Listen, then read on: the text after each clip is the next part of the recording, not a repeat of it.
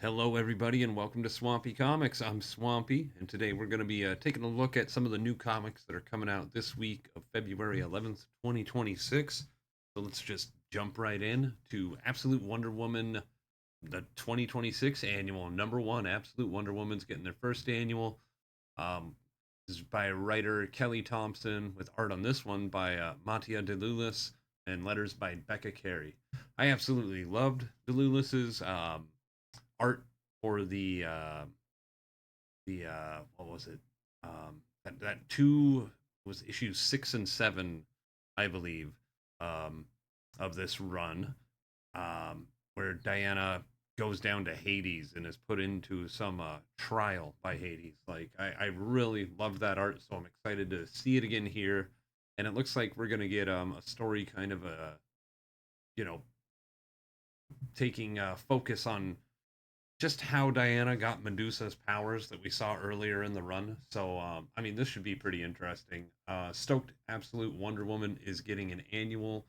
I really love this series, and I think this is a great choice for another annual for the Absolute books because, Batman had his a couple of months ago. Yeah, I think Wonder Woman's definitely the most deserving of one at this point. Definitely looking forward to this.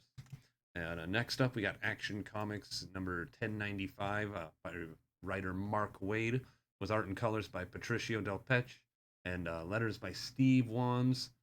And yeah, I'm super stoked to see where we're going with the more of this Superboy era of Action Comics. And it looks like Pete Ross is pretty suspicious of Clark and is probably going to be connecting some dots here soon. When is he going to tell Lana? Because we know that Lana's the first person that Clark tells about his secret identity. So this should be interesting and fun. If you've watched my channel before, it's no secret that I'm absolutely loving this Action Comics era of Superboy.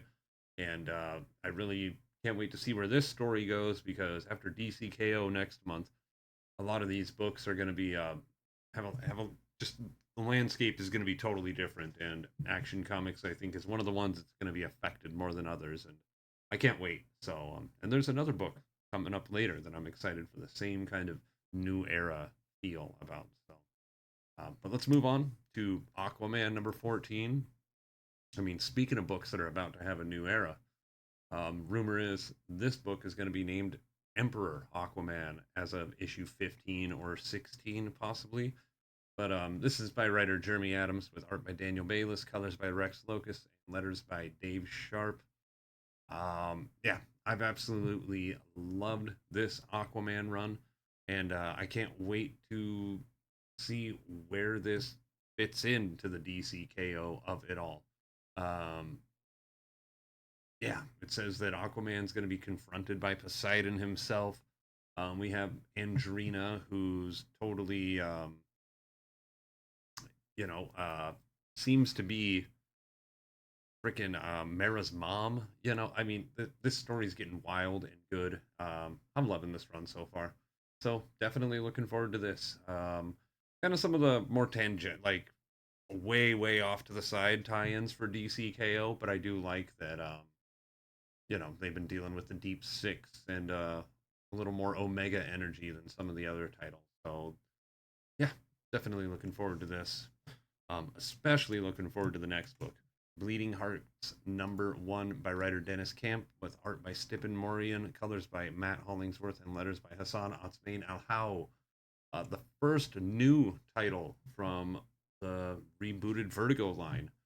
The previews for this, the art looked really cool. A really stylistic, but detailed, kind of cartoony vibe going on here, in a story about some pretty sentient zombies. So, yeah, I mean, Dennis Camp is kind of in the process of solidifying himself as one of the greats of comic book writing right now with everything that he's been doing.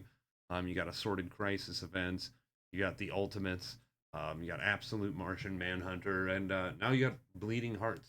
So, I mean, yeah, I can't wait to see what he has in store for us. I've loved his writing, and yeah, really excited for this. Really excited for more Vertigo on the stage.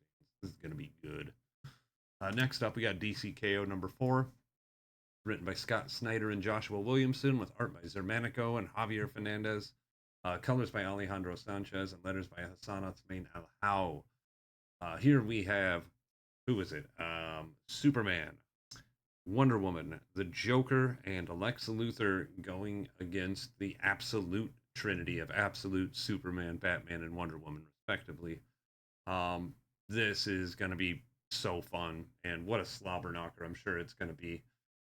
Not only that, but after the events of Night Fight, I'm kind of wondering, is Batman going to be popping through right here in this issue? Um, should be pretty interesting. I've been loving DCKO, so I'm pretty excited for this, as well as the really cool Mercedes Monet choking out Harley Quinn cover that we're getting for our AEW variant. So, pretty cool stuff. Pretty cool stuff in DCKO. Next up, we have Green Lantern Corps number 13. This is written by Morgan Hampton, with art by Juan Jose Rip, colors by Chris Sotomayor, and Hi-Fi, and Arif Prianto, and Ian Herring, and Bat Herms. A lot of colors on this one. Oh, and Jao Canola. Wow, lots of colors on this one. I wonder what that is all about. With letters by Dave Sharp. Uh, More Enquar? Yes, please. I love that John Stewart is going to be in a little more place of prominence in the Green Lantern Corps book. And I love this new enemy, this new adversary, this new villain. We're getting an Enquar, a being totally made of water that was definitely wronged by accident, but definitely wronged by the Green Lantern Corps. So he has quite a grudge, and you gotta love a villain with a purpose and one you can sympathize with. So yeah, I can't wait to see where we go from here. But I'm really excited for this next era of Guy Gardner stuff coming soon in Green Lantern Corps, coming after this issue. So yeah, um, but I mean, along with this issue, like the Enquar and John Stewart of it all, I know I'm just kind of focusing on what's on the cover here. But we also have the big fight on Oa of a giant Larfleeze totally kaijuing up the main city of Oa, all while Enquar is flying towards Oa after having taken over an entire planet. So I mean, this is lots of chaos going on. That's when I like my Green Lantern Corps books. I love them chaotic and crazy and really nailing it so far. So yeah, hyped for this. Next up, we have Ordained number. Oh, where did that go? Well, Ordained number 2. This is written by Robert Venditti. That's annoying. Somehow it fell out of my. There we go. Oh, we're not doing Ordained this week. It got delayed, and I didn't. Wow, it got delayed before I put together this folder. So we'll talk about Ordained later on in the month. Let's move on to Planet She-Hulk. All right, sorry about that. That's why it didn't pop up in my tabs. Anyway, Planet She-Hulk number 4. Written by Stephanie Phillips, art by Emilio Liso, colors by Fabi Marquez, and letters by Joe Caramagna. Jack of Arts, one of Jennifer Walters' exes, has come to Sakaar to face her in combat as she is just trying to watch over the homestead for her cousin Bruce. This rules. I love this series so much. Look forward to it every week or every month, and I'm really bummed that it's a mini. I think we're just ending at 6 issues. But wherever we end with She-Hulk, this series has ensured that I will be following her on that next journey. So yeah, loving Planet She-Hulk. Whole lot of fun. Looking forward to that. Next up, we got Supergirl number 10. This is written by Sophie Campbell with art and colors by Joe Quinones and letters by Dave Sharp. Here we have our Valentine's Day issue entering our last issue of this holiday arc. And I gotta say at this point, I'm pretty okay with it. Thought it was a pretty cool experiment, but it's just worn a little thin on me. It's one of my favorite series of 2025. It kind of slipped down the polls lately because of these holiday stories are kind of grating on me, and so much we built up through issues 1 through 3 or 4. It really feels like we're kind of tearing back down in regards to companions for Kara and all that. But nonetheless, I'm sure this will be fun. I mean, even the issues that I haven't been super impressed with, I've enjoyed. But yeah, really excited for the next era of this Supergirl run. Um, but also ready to see what this issue has in store for me. Who knows? It could surprise me. Well, I think that's it. Oh yeah, we do have one more. It didn't go under E. It went under T because I put the T when I filed it.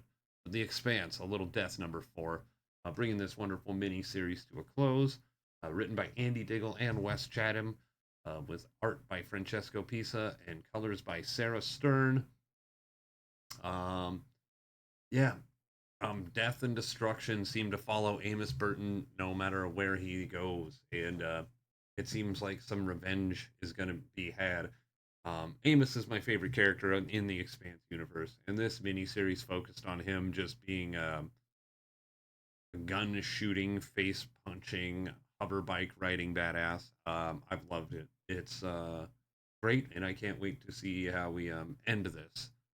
Um, yeah, definitely probably going to pick this up in a hard copy if they offer one all collected together. So we shall see. But those are the books this week. Thank you for watching. So yeah, tune in probably around Saturday. I'm gonna have the book up or the video up that's gonna throw all these books into a tier list. After I get to read everything this week, and see where we go from there. Give a like and a subscribe if you could. Leave a comment below. And until next time, thanks for watching, and y'all keep reading.